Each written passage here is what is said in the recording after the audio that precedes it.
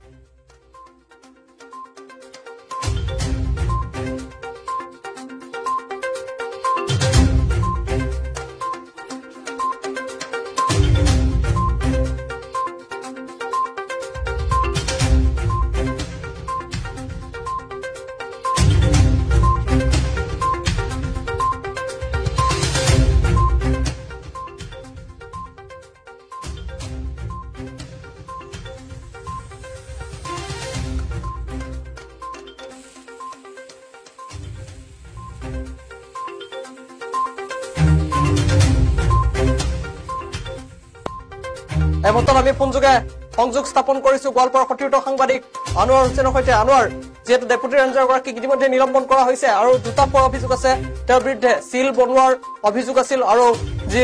সংৰক্ষিত বনাঞ্চলৰ ভূমি অবৈধভাৱে খনন কৰিবলৈ অনুমতি দিছিল ইতিমধ্যে তেখেতক নিলম্বন কৰা হৈছে কৃষ্ণাইত আচলতে যি বন বিষয়াজনৰ আচলতে বহুত অভিযোগ আছিল যদিও আজি বিশেষ এক সূত্ৰযোগে আমাৰ যি ডিএফও আছিলে তেওঁ আচলতে নিলম্বন কৰা ইতিমধ্যে কথাটো ওলাইছে আৰু বিভিন্ন সংবাদ মাধ্যমতো প্ৰচাৰ হৈছে আচলতে এই বিষয়াগৰাকীয়ে অবৈধভাৱে তেওঁ মাটি খনন কৰিবলৈ অনুমতি দিয়া বুলি আমি শুনিছিলো আৰু সেই কথাটো সত্য প্ৰমাণিত হল আৰু সেই তেওঁৰ এই অভিযোগত আৰু এনেকৈয়ে তেওঁক আচলতে বিষয়াজনে নিলম্বন কৰা বুলি আমি বাতৰি পাইছো আৰু এনেকুৱা ধৰণৰ কৰি এই বিষয়াজনৰ বহু অভিযোগ আছিল সাজিদ হয় হয় বিগত সময়ত আৰু কেনে ধৰণৰ অভিযোগ আছিল আপোনাৰ হাতত কিবা তথ্য আছে নেকি এই মুহূৰ্তত ঠিক আচলতে সঁচাকৈ ইয়াৰ যি মাটি খননৰ কথা কোৱা হৈছিলে সেই খননৰ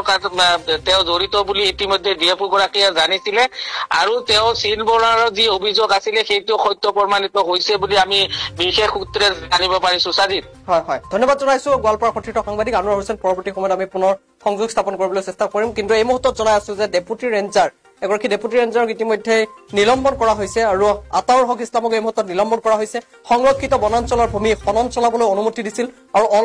অনুমতি দি নিলম্বিত হৈছে ডেপুটি ৰেঞ্জাৰ কৃষ্ণাই মধ্য আঞ্চলিক বন বিষয়া কাৰ্যালয়ৰ ডেপুটি ৰেঞ্জাৰ আছিল আৰু তেওঁক ইতিমধ্যে নিলম্বন কৰা হৈছে আৰু প্ৰস্তাৱিত সংৰক্ষিত বনাঞ্চলৰ ভূমি অবৈধভাৱে খনন চলাবলৈ অনুমতি দি আৰু নিজাববীয়াকৈ চিল বনোৱাৰ অভিযোগৰ ভিত্তিতে তেখেতক নিলম্বন কৰা হৈছে